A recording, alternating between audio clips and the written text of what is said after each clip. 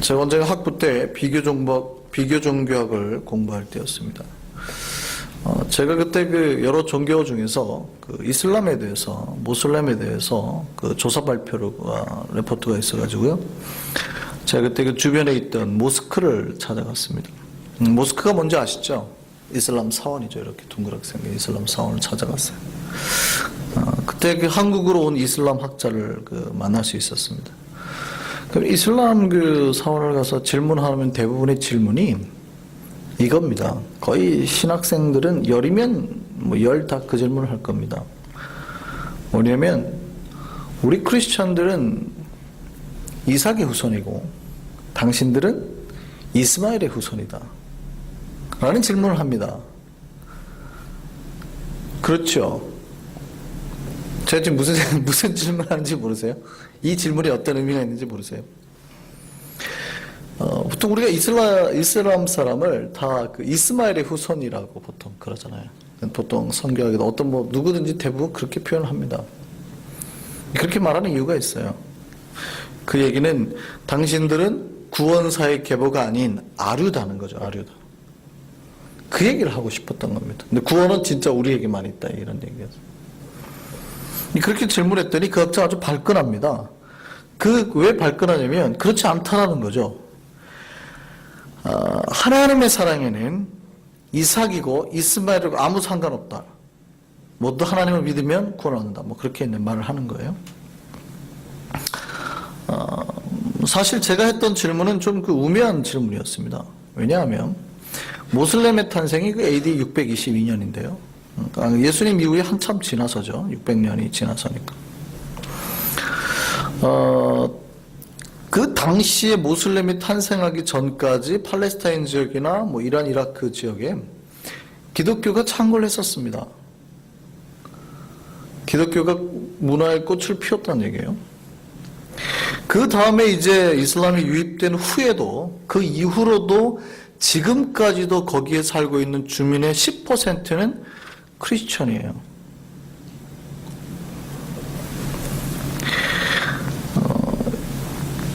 그 얘기는 그 안에는 이삭의 후손도 있고 이스마엘의 후손도 있다는 뜻이거든요. 그러니까 우리가 말하는 당신들이 이스마엘이니까 당신들은 이스마엘의 후손이니까 구원 못 받는다라는 그 혈통과의 관계되는 내용과 별 관계가 없다는 얘기입니다. 우리는 혈통을 주장을 해가지고 이슬람 사람들이 구원사 밖에 있다라는 걸 주장하고 싶지만 사실은 아무런 관계가 없다는 뜻이에요.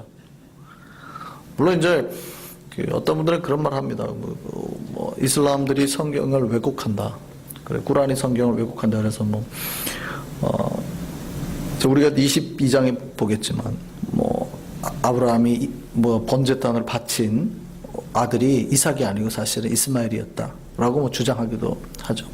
근데 그 이유가 이제 이스마엘의 그 둘째 아들인 의 후손이 무하마드죠.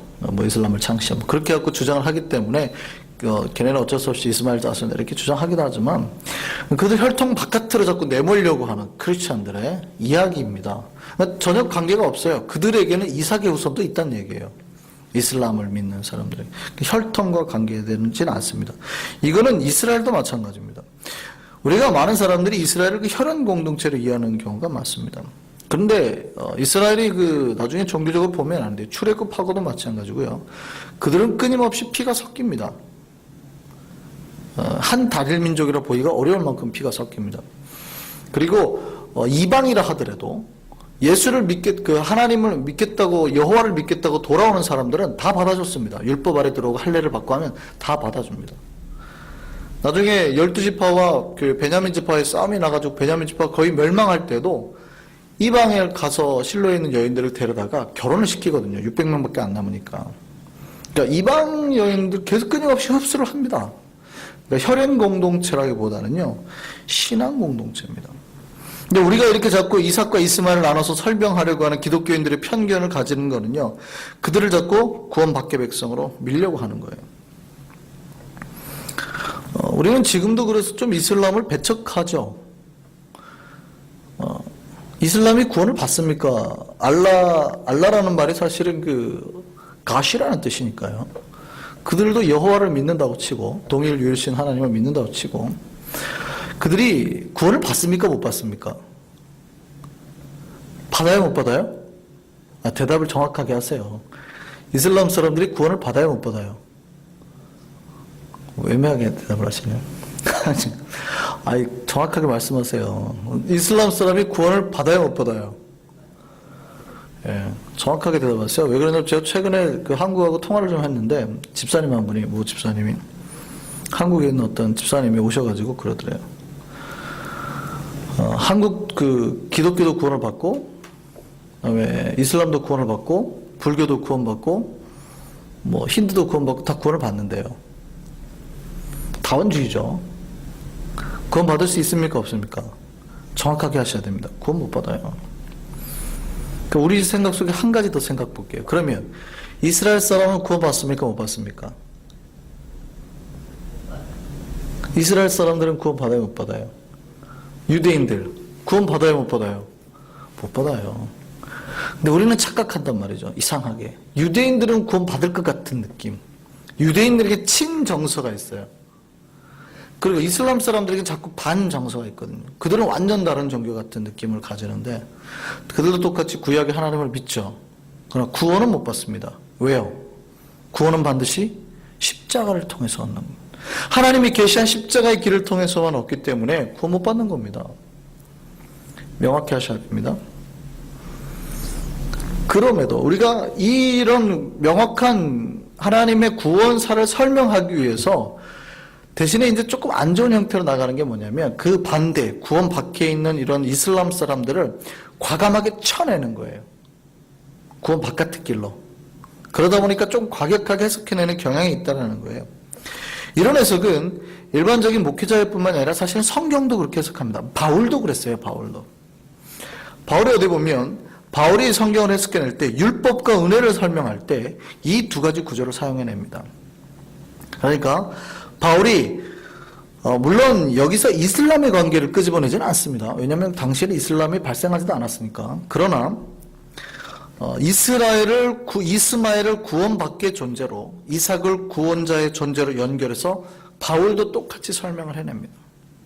어디 나오는지 한번 찾아볼까요? 신약성경 갈라디아서 4장 22절입니다. 자, 여기 창세기 21장을 그대로 딱 펴시고 갈라디아를 한번 찾아보겠습니다. 갈라디아서 4장입니다.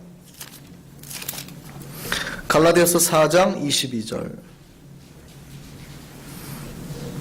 찾으셨습니까? 갈라디아서 신약 306조 갈라디아서 4장 22절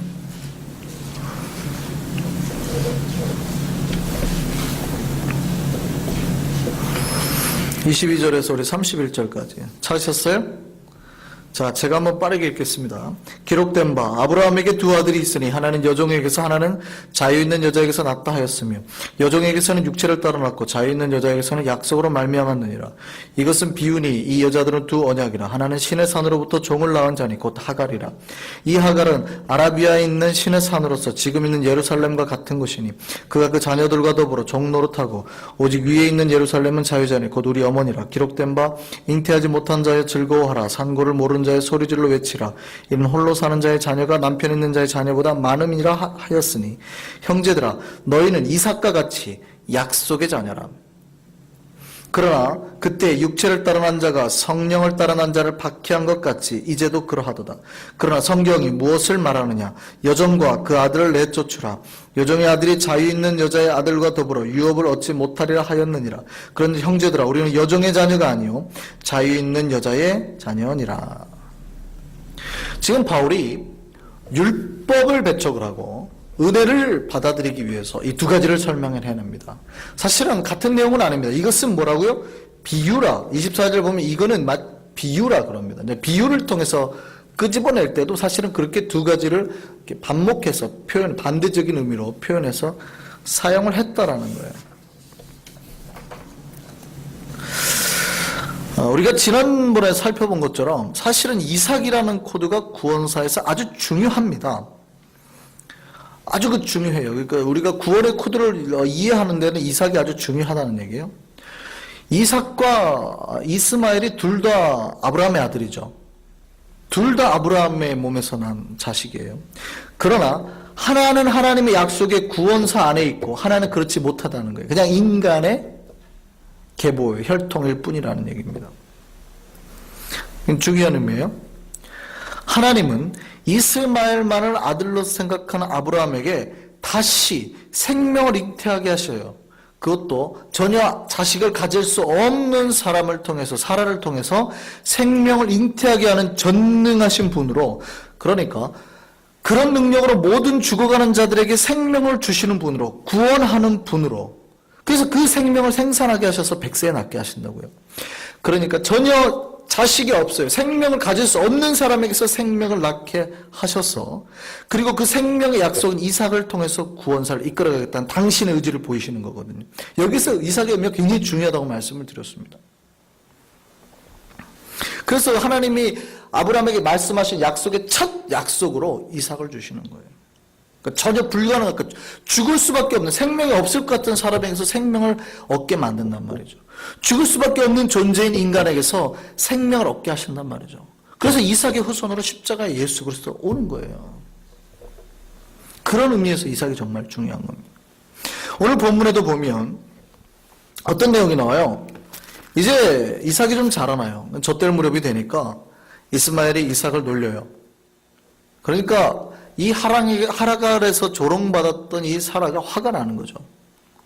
그리고 아브라함이 뭐라고 그러냐면, 쟤네 내쫓아라 그래요. 이스마엘하고 이 하갈 내쫓아라 그래요. 이때 아브라함이 어떻게 할까요? 심각한 고민에 빠집니다. 왜요? 이삭도 자기 아들이니까. 심각한 고민에 빠집니다. 그럼 어떻게 할까 고민하는데 그때 하나님이 응답하세요. 뭐라고 응답하시냐면, 오늘 본문 12절 한번 볼까요? 하나님이 아브라함에게 이르시되 네 아이나 네 여종으로 말미암아 뭐하지 말라요? 근심하지 말고 사라가 내게 이런 말을 다 들으라. 그 다음에 뭐라고 하시는지 같이 읽겠습니다. 시작. 이삭에게서 나는 자라야 내 씨라 부를 것임이니라.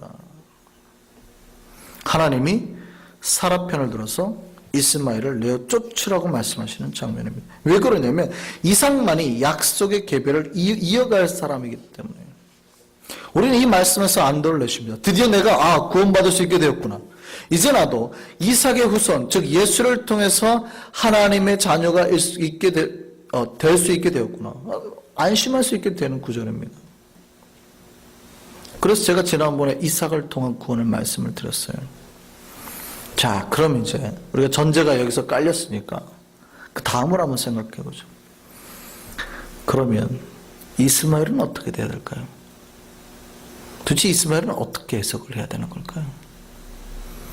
이삭은 하나님 약속대로 보낸 아들이니까, 구원사에 들어있는 그 통로에 있는 첫 약속의 아들이니까 구원 얻었어요. 그럼 이스마엘은요? 그냥 역사에서 사라져야 돼요? 사라가 말했던 것처럼, 하나님 허락했던 것처럼 광야에 그냥 버려져서 죽어야 되는 존재예요? 구원의 그 계보에 들어있지 못하면 그냥 죽어지고 없어져야 될 운명이냐는 겁니다. 이거를 지금 이슬람과 결부해서 해석하지는 마십시오. 앞에 부분에 제가 이슬람을 얘기했다고 해서 지금 제가 이슬람 얘기하려고 하는 건 아니에요. 이런 겁니다. 태어날 때부터 불운한 인생으로 태어난 사람이 있습니다. 자신의 의지와 상관없이 태어나는 사람들이 있잖아요. 그 엄마가 임신 중에 약을 잘못 먹어요. 태어났는 데부터 장애가 있어요. 태어났는데 자기 의지와 상관없이 자기는 부잣집에 건강한 가정에 태어나고 싶었는데 자기는 태어나고 봤더니 엄마는 약물 중독자고 아빠는 누군지도 못하고 태어난 사람도 있어요. 그럼 이 사람들은 다 사회로부터 버림받아야 되나요?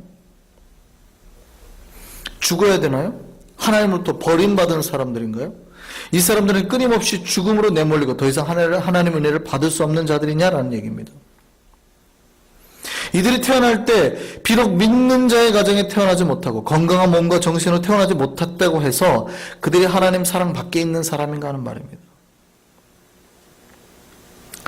쉽게 저주합니다. 우리가 얼마나 크리스찬들이 쉽게 저주하냐면요, 지난번에 쓰나미 같은 거 나니까 뭐 인도네시아에 쓰나미가 나니까 뭐라고 그러냐면 그들이 하나님 안 믿어서 죽었다. 이런 말들을 쉽게 내뱉는단 말입니다. 누가요? 하나님의 사랑을 입었다고 하는 크리스찬들이 오해하는 거예요. 그들은 죽어야 될 존재들이고 버림받은 존재들일까요? 쉽게 정죄한단 말이에요.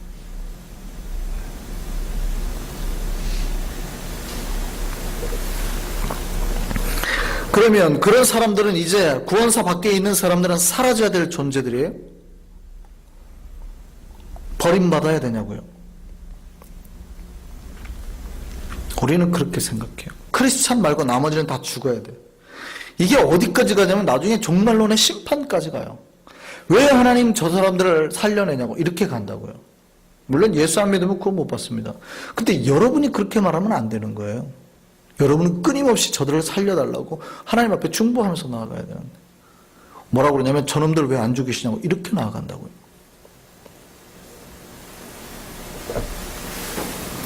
그럼 우리 하나님은 그렇게 잔혹한 분입니까? 오늘 본문만 보면 그런 것 같아요. 오늘 본문만 보면 앞에 부분만 보면 왜냐하면 우리가 앞에 살펴봤는데요. 이스마엘이 어떤 존재입니까? 이스마엘이 어떤 존재냐면 원래 약속의 아들이 아니에요. 어떻게 생긴 아들이에요? 아브라함의 판단미스로 생긴 아들입니다. 하나님이 언약의 아들로 주겠다고 했는데 아브라함이 오해를 했잖아요. 사라를 통해서 주겠다고 했는데 자기의 인간의 힘으로 그럼 하나님 뜻에서 이루어야지 해가지고 보니까 사라가 임신이 안 돼요. 그러니까 어떻게 해요? 가능한 이 하갈을 통해서 난 아들이라고요. 그래서 하나님이 어떻게 해요? 하나님 뜻이 아니니까 13년 동안 대화를 단절을 하시죠. 아브라함과. 그러고 난 아들이에요. 구원사 바깥에 있죠. 잘못 태어난 겁니다. 하나님의 뜻을 잘못 이해해서 태어난 인생인 이스마엘은 어떻게 돼야 되냐고요? 저주받은 인생으로 살아야 되는 거예요. 잘못 태어난 거예요. 그런 인생에는 이 땅에 살 의미가 없냐는 겁니다. 그러니까 이 세상에 잘못 태어난 것 같은 인생이 있냐는 거예요. 혹시 엄마가 원하지 않아서 태어난 인생이라면 그 인생은 저주받은 인생이에요? 하나님의 사랑받기 존재냐 이 말입니다. 그리고 그렇게 태어난 인생은 죽을 때까지 저주받으며 살아야 되냐 이거예요.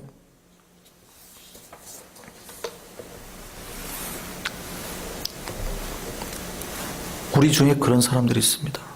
불우한 가정 속에서 태어나고 어려운 환경 속에서 자라고. 그러면 이 사람들은 끊임없이 절망만 하고 살아야 되냐고요. 그렇지 않다라는 얘기하고 싶은 겁니다. 그렇죠? 누구라도 하나님의 품 안에 들어오면 하나님의 사랑 안에 덮여지면 모두 다 회복될 수 있습니다. 하나님은 그들도 사랑하시니까요.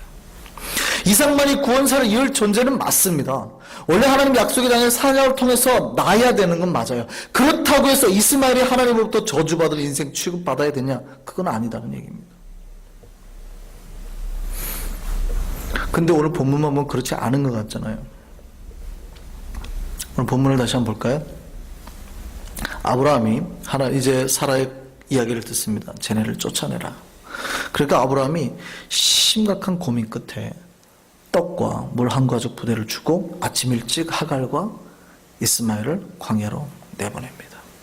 하나님이 이제 허락하셨으니까 내보내는 거예요. 그런데 그들이 물이 얼마나 가겠어요? 광야 생활하는데 금방 물이 떨어졌습니다. 그러니까 이들이 어떻게 해요? 죽음 앞에 서게 되는 거예요. 이들이 버림받은 인생으로 내몰리게 되는 겁니다. 갑자기 멀쩡하게 잘 살다가 아주 부잣집 아들로 잘 살다가 이제 갑자기 어떻게 해요? 죽음으로 내몰렸어요.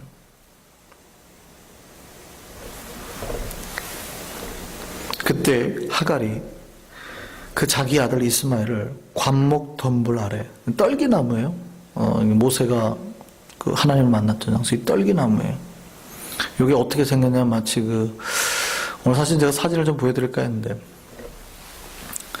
이렇게 막 어떻게 보면 미류나무, 느티나무, 이렇게 능수보들처럼 생겼는데 높진 않고 요만한데 이렇게 막 쳐져 있어요. 막 그거 약간 덤불 같아요. 그냥 이렇게 생긴 좀 낮은 그 밑에 아이를 눕힌 거예요.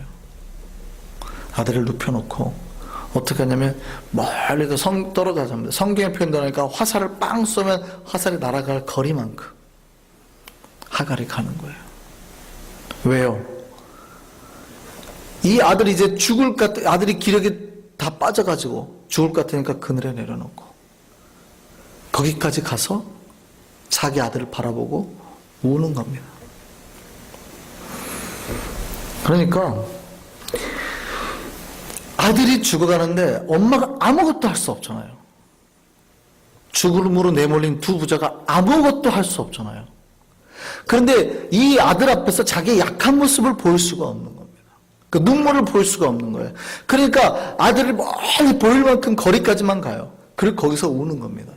이 광야의 바람 소리에서라도 최소한 소리가 들리지 않도록 하려고. 그리고 아들을 바라보고 아들을 마주 보는 거죠. 하염없이 우는 거예요. 이 엄마의 약함을 보이지 않기 위해서. 거기서 하염없이 우는 겁니다. 근데 그 아들이 그 엄마의 울음소리를 들어요. 이스마엘도 같이 통곡을 합니다. 구원의 통로로 태어나지 못하면, 비록 아브라함의 잘못된 판단으로 태어난 아들이라면 저렇게 내몰려서 죽어야 한다는 것. 하나님은 사랑이고 정말 그렇게 내보는 것이 하나님의 사랑이고 정입니까?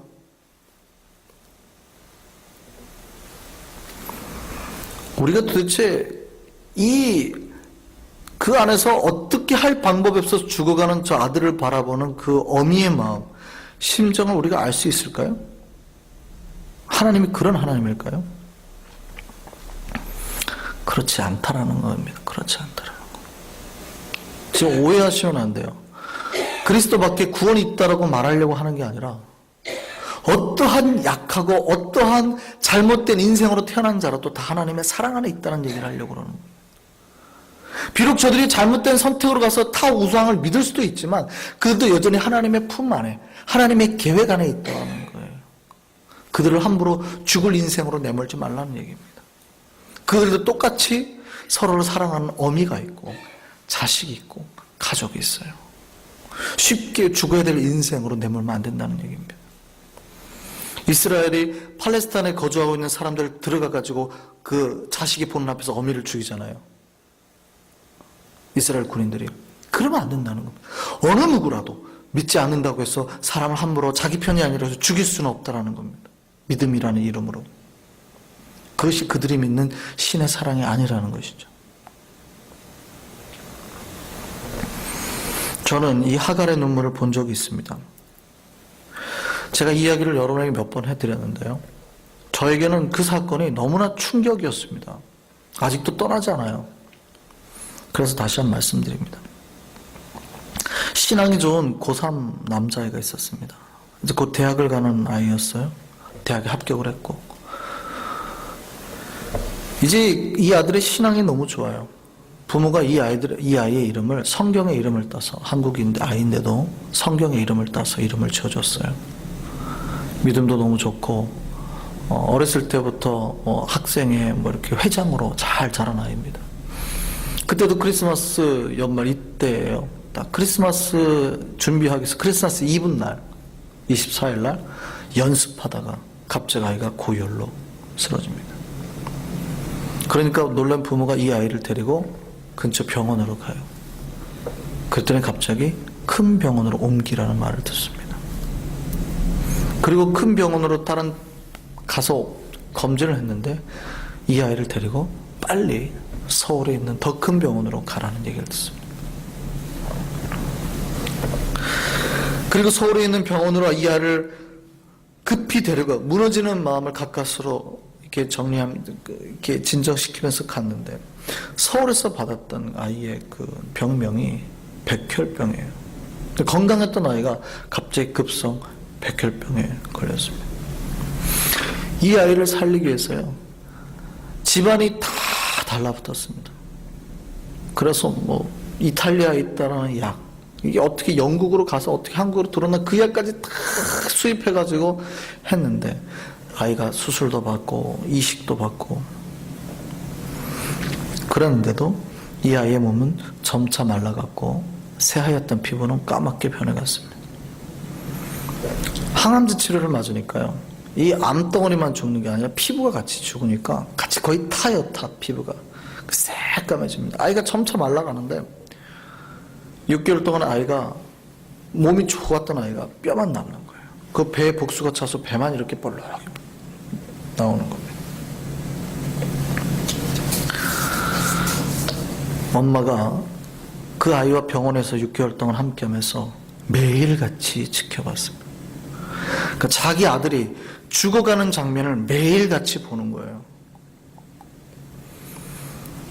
그리고 마지막 일주일을 제가 그들과 함께 했습니다. 매일 갔어요.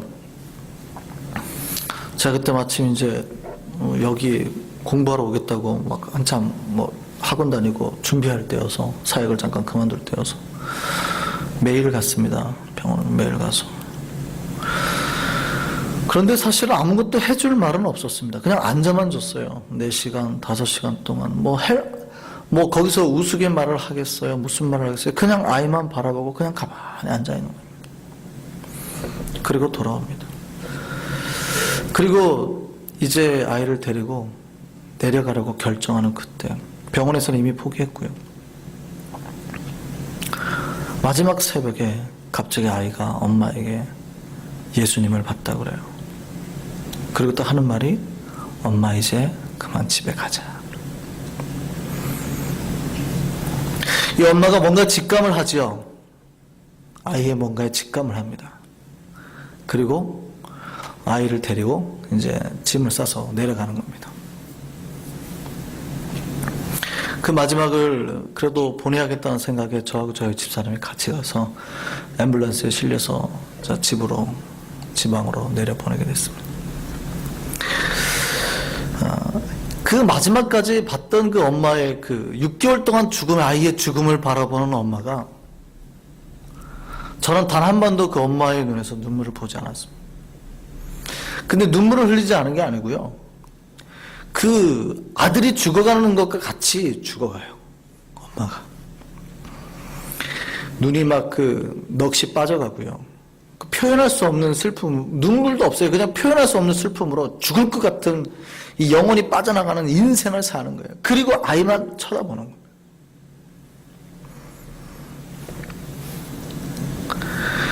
그 엄마의 눈에서는요, 제가 정말 말로 어떻게 표현할 수도 없습니다. 그냥 죽음의 고통이에요. 그래서 지나가는 거예요. 제가 오늘 설교를 준비하는 동안에도 갑자기 그 어머니의 눈이 떠올라서 한참 동안 설교 준비를 못하고 눈물만 흘렸습니다. 지금 하갈의 모습이 바로 그런 모습입니다. 바로 자신의 눈앞에서 며칠 전까지만 해도 건강하게 살던 아들이 갑자기 죽음을 기다리며 저기 누워있는 거예요. 그런데 아들이 기댈 마지막 희망이 본인이잖아요. 그 아들 앞에서 자기의 그 모습을 표현해낼 수가 없어요. 힘이 없더라는 거예요. 그리고 아들에게 눈물을 보이지 않기 위해서 멀리 가죠. 차마 아들을 못 볼 수는 없어요. 위험한 맹수가 올까 봐. 그러니까 멀리서 지켜는 보되 아들이 들을 수 없을 만큼 거리에 가서 엉엉 우는 거예요. 이때 어머니의 심정이 이해가 되시나요? 그런데 그 엄마를 보고 아들도 우는 겁니다. 우리 하나님은 과연 어떤 분입니까? 본인의 구원 계획사에 들어있지 않다고 인간을 이렇게 처참한 죽음으로 내모시는 분이에요? 성경은 그렇게 말하고 있지 않다고요. 그렇지 않다라는 걸 설명하는 겁니다. 그렇지 않다라는 것. 하나님은 그들도 사랑하시는 겁니다. 그들을 향한 계획을 처음부터 가지고 계셨습니다. 그래서 그들을 내보낼 때 아브라함에게 말씀하셔서 내보내라고 그런 거예요. 아브라함아, 걱정하지 마. 사라가 그렇게 말했더라도 괜찮아. 내가 그들과 함께 할 테니까 내보내. 이 말이에요. 그들을 향한 구원의 계획, 그들을 향한 사랑의 계획을 가지고 계신다고요. 여러분 삶에 때로는 내가 왜 나는 이런 비참한 인생인가? 왜 나는 이렇게 내 삶이 이렇게 안 될까? 왜 나만 이렇게 자꾸 죽음으로 내몰릴 것 같으라는 생각하는 사람들이 있어요. 또 오히려 믿음이 좋은 사람들은 어떻게 해요? 쉽게 그렇게 약하고 고통받고 아니면 우리가 보기에 절망 속에 있는 사람을, 멸망받을 것 사람을 쉽게 정죄하고 단죄하고 내친단 말이죠. 그러나 우리가 기억해야 될 건 어느 누구라도 하나님의 사랑과 계획 안에서 벗어나 있는 존재는 단 한 명도 없습니다. 비록 그들이 아직 하나님을 알지 못한다고 하더라도요. 그러니까 우리는 끊임없이 그들에게 뭘 해야 돼요? 손을 내밀고 그들을 초청해내고 그들을 하나님의 위로와 사랑으로 끊임없이 인도하고 이끌 의무만 있는 겁니다. 우리 입에서 독설이나 저주의 말들이, 그들이 죽어야 된다는 말들이 나와서는 안 된다는 얘기입니다. 고통받고 있는 지체들한테 가가지고 뭐라 그래요? 네가 잘못한 게 있으니까 하나님이 그럴 거야. 그런 말 하는 거 아니에요. 하나님 뜻은 잘 모르겠지만 기도하자. 우리가 잘못한 게 있으면 회개하고 그런 하나님이 더 큰 사랑으로 우리를 위로해 주실 거야. 이렇게 말하는 게 맞습니다. 믿지 않아서 아직 불신한 내 가족 중에서 예수를 안 믿어요. 근데 가가지고 네가 예수 안 믿으니까 이런 꼴 당해. 이런 얘기 하지 마시라고요. 그런 거 아닙니다. 하나님은 그들 중에도 함께 계세요. 비록 너는 깨닫지 못하지만 하나님은 너를 사랑하셔. 분명히 너를 위한 계획을 가지고 계시고 너를 건지시고 네 가족을 위로하시고 반드시 너를 가장 좋게 만드실 거야. 내가 지금까지 만난 하나님은 그런 하나님이었어. 너도 그 하나님을 믿자. 이렇게 가는 겁니다.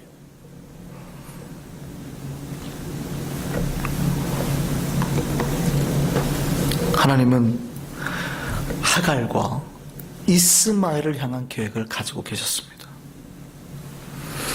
그래서 이 이스마엘의 울음을 들으시고 하나님이 그들에게 나타나시고 역사하셨습니다. 우리는 그들이 죽을 것 같은 존재일지 모르지만 그들의 간절함과 사랑과 그들을 향한 간절한 사랑 속에 하나님은 언젠가 그들에게 나타날 때를 준비하고 계셨다고요. 그리고 그들에게도 나타나셔서 그들을 위한 계획, 그들을 위한 구원의 역사 준비하고 계셨다는 얘기입니다. 그리고 그들 앞에 약속을 하십니다. 걱정하지 마라. 내가 네 아들을 통해서 큰 민족을 이룰 거야. 이게 누구에게 주신 약속이에요? 아브라함에게 주신 약속이에요. 같은 약속은 아닙니다. 구원사의 약속은 아니에요. 그러나 너도 똑같이 나의 사랑 속에 있다라는 믿음의 약속이죠.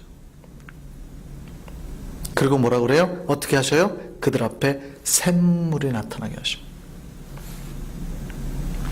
뭐 이게 샘물이 갑자기 터졌는지 하나님이 터지게 하셨는지 아니면 그들의 눈이 어두워져서 샘물이 있는지를 몰랐는지는 모르겠어요. 그러나 하나님은 그들 앞에 죽음의 길에서 생명의 생수를 만들어내셨다고요. 우리의 길이 막히고 어두웠고 정말 죽을 것 같은 길에서도 그렇게 하나님을 찾고 의지하고 역사가 나타나면 이 생명의 생수가 열리게 될 줄 믿습니다. 그러니까 그 희망을 그들에게 전하는 거예요. 걱정하지 마. 하나님이 네 앞에서도 이 생명의 생수를 여실 거야. 네가 하나님의 계획 안으로만 들어오면, 하나님이 여전히 네를 사랑한다는 사실을 믿으면, 이렇게 말하는 겁니다.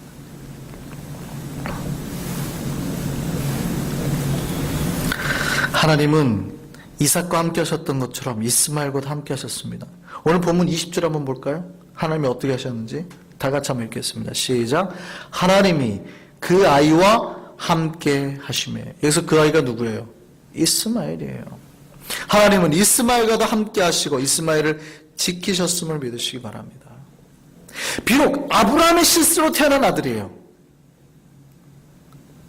그러나 그런 아이라 하더라도 그 하나님이 그를 향한 계획을 안 세운 게 아니라 이미 완벽한 구원 계획을 가지고 계시는 걸 믿으시라고요. 비록 때로는 누군가의 강간으로 임신한 아이일지라도 하나님은 그 아이를 향한 계획과 구원 계획을 가지고 있다고요. 절망의 아이가 아니라 희망과 생명의 아이가 될 수 있다는 겁니다. 아무도 그 아이를 비하하거나 함부로 대해서는 안 된다는 얘기입니다.